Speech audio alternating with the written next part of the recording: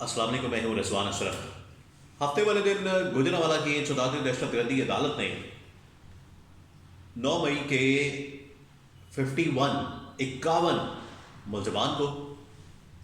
मुजरिम करार दिया और 51 मुलजमान को 5-5 साल की सजाएं सुना दी गई हैं। अब ये 9 मई वाक़यात से मुतल्लिक पहला मामला है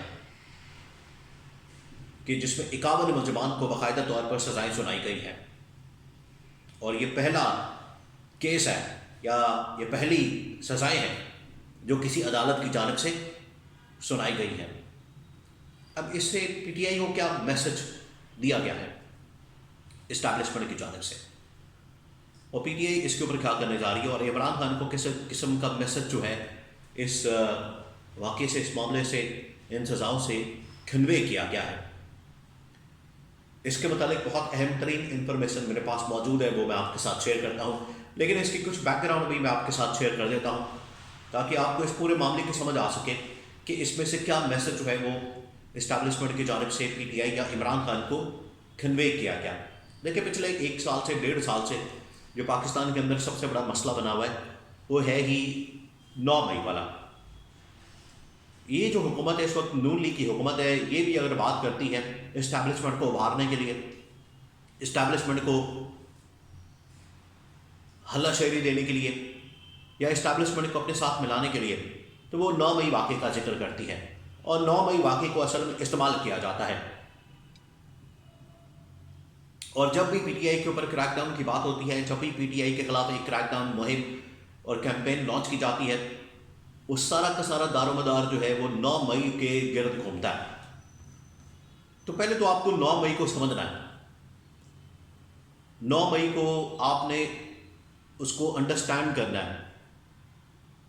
उसकी जो असल हकीकत है उसको समझना है,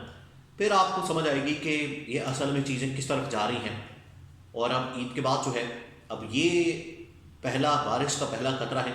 जिसमें 9 मई के मुलजमान को सजाएं सुनाई गई हैं। ईद के बाद जो है मज़ीद कुछ केसेस इस हवाले से सामने आने वाले हैं। अभी चंद दिन पहले, लास्ट वीक की ही बात है, मिलिट्री कोर्ट्स के अंदर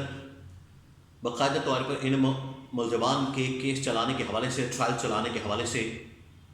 इजाज़त भी दी गई सुप्रीम कोर्ट ऑफ पाकिस्तान की जानिब से। 9 मई के मुलजमान, अब 9 मई के जो असल में मुलजमान हैं इनके अंदर एक डिवीज़न मौजूद है। एक है जिनके केसेस चल रहे हैं सिविल अदालतों में, यानी कि एंटी टेररिस्ट कोर्ट्स में, या आप कह लें कि इंसदाद दहशत गर्दी की अदालत में, और दूसरे वो है जिनके मुकदमात चले गए हैं मिलिट्री कोर्ट्स में, फौजी अदालतों में। फौजी अदालतों के अंदर जो मुकदमात गए हैं वो तकरीबन कोई 103 लोग हैं जिनके मुकदमात गए हैं। और मिलिट्री कोर्ट्स के हवाले से अभी सुप्रीम कोर्ट के अंदर जो समाअत हुई थी उसमें कहा गया कि 15 से 20, 103 में से 15 से 20 मुलजमान ऐसे हैं जिनका केस निपटाया जा सकता है और उनको छोड़ा जा सकता है, उनकी रिहाई अमल में लाई जा सकती है, क्योंकि उनके खिलाफ शवाहिद और एविडेंस मौजूद नहीं है। इसके बावजूद उन्होंने 9-10 महीने जेल तो काटी है, कस्टडी में तो रहे हैं, तो अगर उनको रिहा भी किया जाता है, छोड़ा भी जाता है, उनको रिलीज़ भी किया जाता है, तो ये जो 9-10 महीने उन्होंने सख्त एक टाइम गुजारा है, इसका ज़ाला कौन करेगा, इसको कॉम्पनसेट कौन करेगा?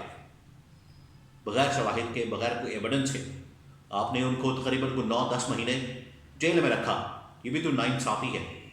ये भी तो एक ज़्यादती है, तो इसको कॉम्पनसेट कौन करेगा? और दूसरी बात ये कि अगर इनको इजाज़त मिल गई है तो इसका मतलब है कि 103 में से अगर 15-20 निकाल दिए जाते हैं तो बाकी पीछे बचते हैं तकरीबन कोई 85 के करीब। तो बाकियों के खिलाफ, जो 85 के खिलाफ बाकायदा मिलिट्री कोर्ट में अंदर फिर ट्रायल शुरू हो जाएगा। अब पैरेलल जो है वो इंसदाद दहशत गर्दी की अदालत के अंदर भी केसेस चल रहे हैं और उसके साथ साथ मिलिट्री कोर्ट्स के अंदर भी केसेस अब ईद के बाद से शुरू होने जा रहे हैं और उनके ऊपर ट्रायल जो है वो शुरू होने जा रहा है। ये जो अभी गुजरांवाला की अदालत में, इंसदाद दहशत गर्दी की अदालत में 51 मुलजमान, 51 मुलजमान के जो केसेस चले हैं, मुकदमात चले हैं, ये इन्होंने गुजरांवाला में हमला किया ISI के ऑफिस के ऊपर और हसास इंस्टॉलेशंस के ऊपर, तनसीबात के ऊपर, اس کی آڑ میں ان کو گرفتار کیا گیا، ان کو پکڑا گیا، ان کو اریسٹ کیا گیا اور انسداد دہشت گردی کی عدالت میں ان کے مقدمات چلائے گئے ہیں، اور 51 مقدمات کے اندر 51 ملزمان کو ان مقدمات کے اندر سزائیں سنائی گئی ہیں۔ اس کے اندر مختلف دفعات جو ہیں وہ شامل کی گئی ہیں۔ وہ پوری لسٹ اس وقت میرے پاس موجود ہے جن کو سزائیں سنائی گئی ہیں، وہ 51 بنتے ہیں، اور پھر اس میں جو دفعات وغیرہ وہ بھی شامل کی گئی ہیں۔ اس میں مختلف دفعات ہیں، دہشت گردی کی ہیں، جلاؤ گھیراؤ کی ہیں، توڑ پھوڑ کی ہیں، اور اس طرح کی بے شمار دفعات جو ہیں وہ لگائی گئی ہیں۔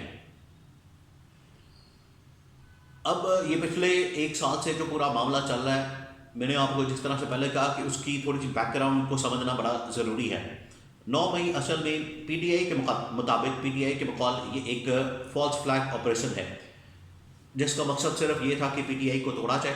پی ٹی آئی کو ہم نے تتر بتر کرنا ہے، پی ٹی آئی کی لیڈرشپ کو فارغ کرنا ہے، پی ٹی آئی کو گھر بھیجنا ہے، اور پی ٹی آئی کو گھر بھیجنے کے لیے، تتر بتر کرنے کے لیے، اور کوئی کیس سمجھ نہیں آتا اور کوئی معاملہ سمجھ نہیں آتا، تو یہ ایک ایسی چیز ہے، ایک فالس فلیگ آپریشن کر کے ان کو سزائیں دی جا سکتی ہیں۔ اب ان کے اوپر سزائیں تو ہو رہی ہیں، ملزمان کو سزائیں تو ہو رہی ہیں، ان کا سلسلہ تو شروع کر دیا گیا ہے، لیکن جو ایونٹ ہوا ہے وہ اپنی جگہ پر موجود ہے اور ابھی تک اس کی تحقیقات نہیں ہوئی۔ عمران خان اور پی ٹی آئی کی جانب سے جو سب سے بڑا مطالبہ کیا جاتا ہے 9 مئی سے متعلق، وہ یہ کیا جاتا ہے کہ 9 مئی کو سب سے پہلے آپ اس کی تحقیقات کر لیں، اس کی انویسٹیگیشن کر لیں، اور اس کو مکمل طور پر اس کی جانچ پڑتال کروا لیں کہ یہ کس نے کیا ہے، کون اس کے اندر ملوث ہے، کس کی جانب سے کیا گیا ہے، اور اس کا بینیفیشری کون ہے۔ عمران خان اور پی ٹی آئی والے کہتے ہیں یہ تو ہمارا، اس میں تو ہمارا نقصان ہو رہا ہے، 9 مئی کا واقعہ جو ہوا ہے اس سے تو ہمیں نقصان ہو رہا ہے، اس سے تو ہم لاس میں گئے ہیں، اس سے تو ہماری پارٹی توڑی گئی ہے، اس کی آڑ میں تو ہماری پارٹی کے اوپر حملہ کیا گیا، کریک ڈاؤن کیا گیا، پکڑ دکڑ کی گئی، اور کارکنوں کو توڑا گیا، ورکر کو پکڑا گیا، پی ٹی آئی لیڈرشپ کو ساری کی ساری فارغ کر دی گئی وہ اس واقعے کی آڑ میں۔ تو پہلے تو واقعے کی تحقیقات ہو جانی چاہیے، پہلے تو واقعے کو تحقیقات کیا جائے، واقعے کو انویسٹیگیٹ کیا جائے کہ اس کے اندر ہوا کیا ہے، اس کے پیچھے محرکات کون ہیں، کس نے یہ حملہ کیا ہے، اور اس کا بینیفیشری کون ہے، جو سب سے بڑا سوال ہے۔ پی ٹی آئی اور عمران خان تو اس کا بینیفیشری نہیں ہے، اگر یہ حملہ پی ٹی آئی نے کیا ہوتا تو پھر اس کا بینیفیشری بھی عمران خان اور پی ٹی آئی والے ہوتے ہیں، لیکن پی ٹی آئی اور عمران خان تو اس کے بینیفیشری نہیں،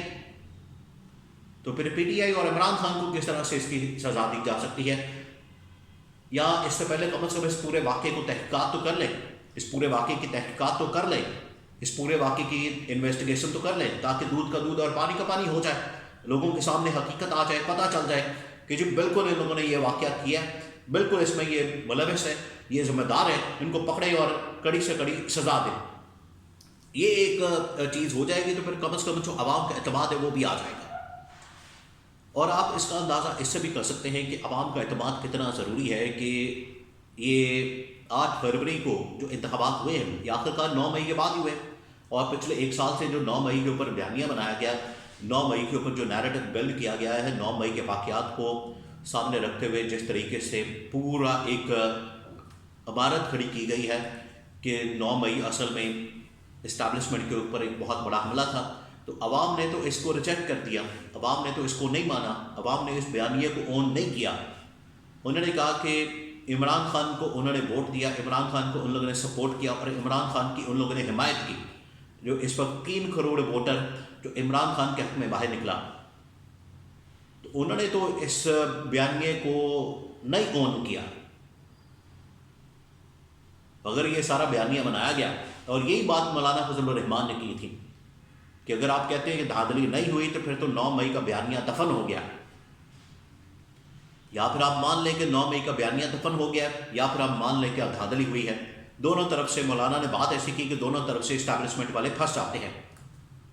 تو اب بہرحال ان کو سزائیں تو سنا دی گئی ہیں، اور ٹھیک جو ہے عید سے پہلے 1 سال تو ان کا تقریباً مکمل ہو چکا ہے، کیونکہ 1 سال میں تو آلریڈی کسٹڈی میں موجود ہیں، تو باقی 4 سال بچتے ہیں۔ اب یہ معاملات جانے ہیں آگے، اب یہ پی ٹی آئی کی لیڈرشپ اور لیڈرشپ سے آگے عمران خان کی طرف یہ معاملہ اب آگے بڑھے گا۔ اب یہ پریشر اصل میں اور زیادہ بڑھایا جا رہا ہے عمران خان کے اوپر، تاکہ عمران خان کو گھٹنے ٹیکنے پر مجبور کیا جائے، عمران خان کو سرنڈر کرنے پر مجبور کیا جائے، ڈیل کرنے پر مجبور کیا جائے، لیکن عمران خان جھکنے سے بھی انکار کر رہا ہے، ڈیل کرنے سے بھی انکار کرا ہے اور سرنڈر کرنے سے بھی انکار کرا ہے.